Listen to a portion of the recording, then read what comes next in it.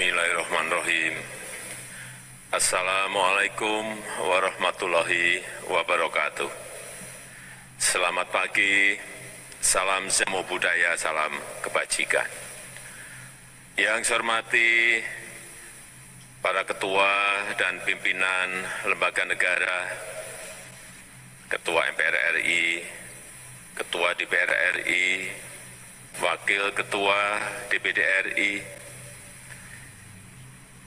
yang saya hormati Menteri Komunikasi dan Multimedia Malaysia, Datuk Seri Panglima Anwar Haji Musa,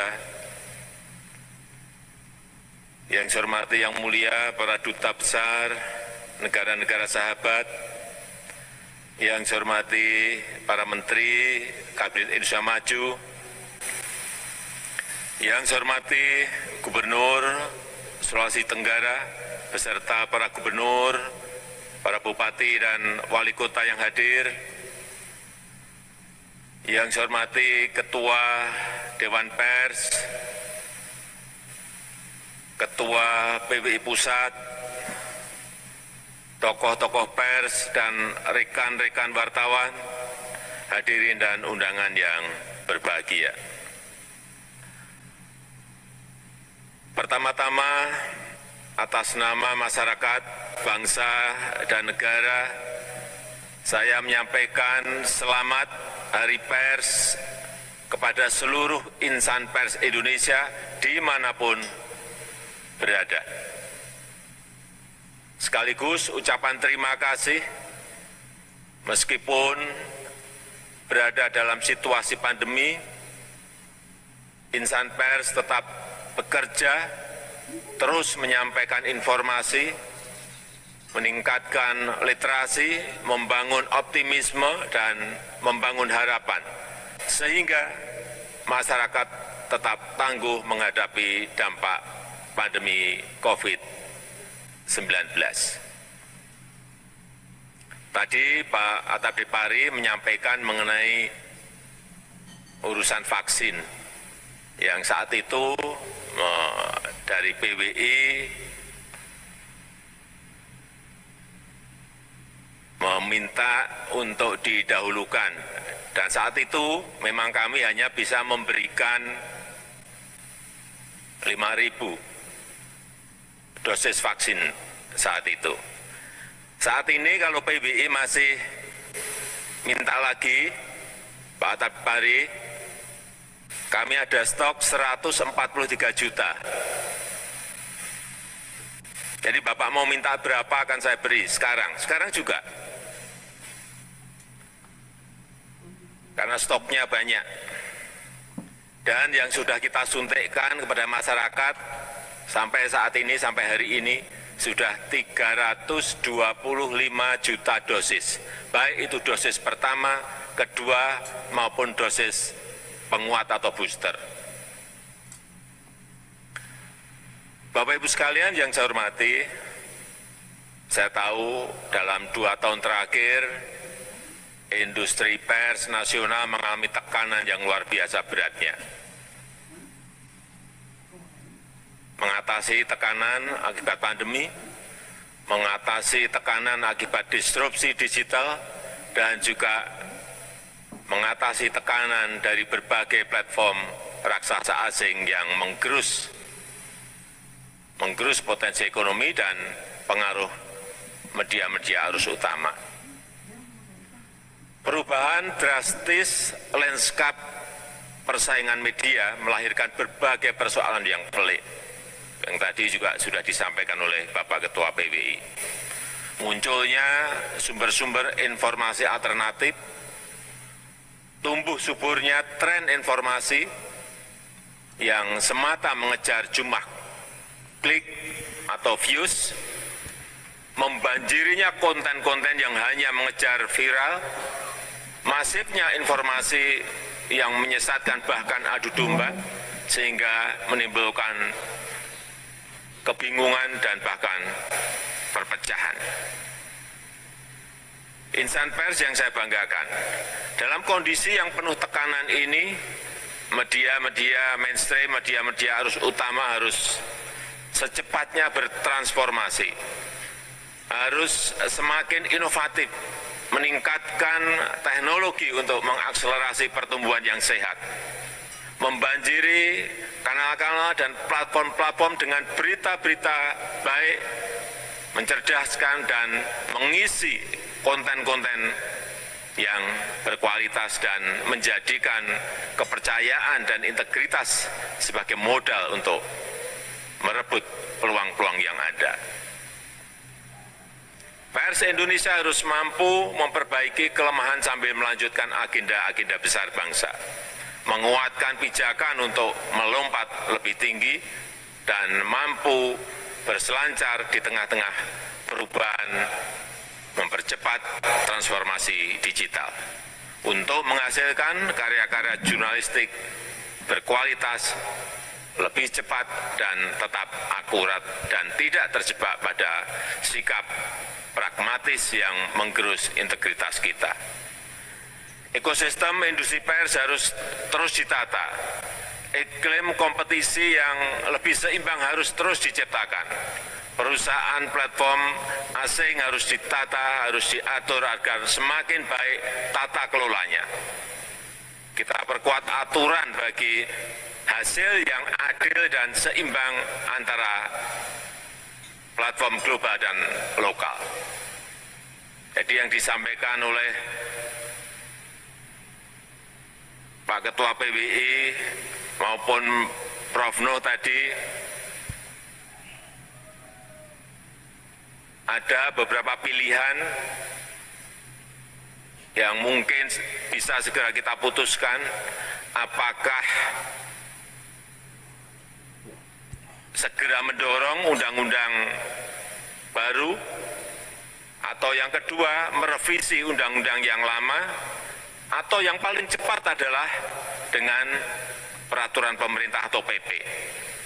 Ini kami serahkan kepada PBI dan Dewan Pers agar regulasi itu segera bisa kita selesaikan.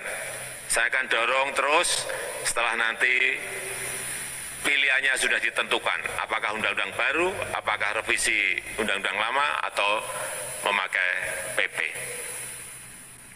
Sehingga menjadikan industri pers semakin sehat dan kuat. Kedaulatan informasi harus diwujudkan untuk kita bersama-sama. Kita harus perkuat ekosistem industri pers nasional yang sehat, membangun dan memperkuat platform nasional periklanan, menciptakan platform video nasional agar tidak sepenuhnya tergantung pada platform video-video asing. Kita juga tidak boleh hanya menjadi pasar bagi produk teknologi digital global, dan harus secepatnya dibangun, dikembangkan platform-platform teknologi inovatif yang membantu dan memudahkan masyarakat mendapatkan informasi yang berkualitas, yang akurat, yang dapat dipertanggungjawabkan. Memberikan reward yang sepadan kepada media-media arus utama yang konsisten mendedikasikan kemampuan dan sumber dayanya untuk menghasilkan karya-karya jurnalistik yang berkualitas dan mencerdaskan. Hadirin yang saya hormati, pers Indonesia adalah lokomotif kemajuan bangsa, menjadi inspirasi lompatan-lompatan kemajuan, menjadi simpul perubahan di semua sektor kehidupan kita, serta menjadikan masyarakat, bangsa, dan negara percaya diri untuk mewujudkan Indonesia maju. Pemerintah saat ini terus bekerja keras untuk mengawal beberapa transformasi besar. Kita sedang melakukan transformasi struktural agar Indonesia semakin kompetitif untuk menghadapi era hiperkompetisi. Transformasi besar itu dibutuhkan untuk menciptakan kesempatan kerja yang seluas-luasnya dan peningkatan nilai tambah. Ini sangat penting, sehingga memberikan dampak yang signifikan pada penurunan angka kemiskinan, ketimpangan, dan juga menyerap pengangguran yang ada. Pemerintah melakukan investasi besar-besaran dalam pembangunan sumber daya manusia, mulai dari perbaikan layanan kesehatan, penurunan angka stunting, reformasi pendidikan, akan tercipta lapangan kerja baru yang makin banyak dan nilai tambahnya akan berdampak pada industri nasional kita. Penguatan nilai tambah juga kita lakukan dalam transformasi ekonomi digital dan transformasi energi. Ekonomi digital memiliki potensi yang luar biasa untuk dikembangkan. 8,4 juta UMKM kita telah kita dorong naik kelas masuk ke platform digital dan jumlahnya akan terus bertambah. Kita juga sedang bergerak untuk transformasi energi ke energi baru terbarukan dengan memanfaatkan geothermal, angin, solar panel, biofuel, arus bawah laut, dan tenaga hidro. Ini juga sejalan dengan komitmen pemerintah untuk menggerakkan ekonomi hijau yang akan berkontribusi pada penyelesaian persoalan lingkungan di tingkat global. Komitmen untuk transisi energi dan transformasi digital ini akan kita angkat dalam presidensi Indonesia di G20 di tahun 2022 ini. Indonesia akan menjadi tuan rumah berbagai acara berskala internasional. Ini sebuah kehormatan dan kepercayaan yang sangat berharga dan kesempatan yang sangat baik untuk menunjukkan kemajuan-kemajuan kita yang telah kita capai, sekaligus meningkatkan kontribusi pada upaya pemulihan ekonomi global. Tahun 2022, saat mata dunia tertuju pada Indonesia, pers punya tugas besar untuk mensukseskan agenda-agenda penting tersebut, memanfaatkan sebaik-baiknya kesempatan berharga yang kita miliki dengan mengabarkan kabar baik dan kabar kebaikan, menunjukkan ketangguhan dan kekuatan kita, kekompakan, persatuan, gotong royong, solidaritas yang menjadi modal penting kita dalam menghadapi pandemi. Hadirin yang saya hormati, pemerintah menyadari bahwa kerja besar transformasi bangsa ini masih banyak kekurangan dan keterbatasan.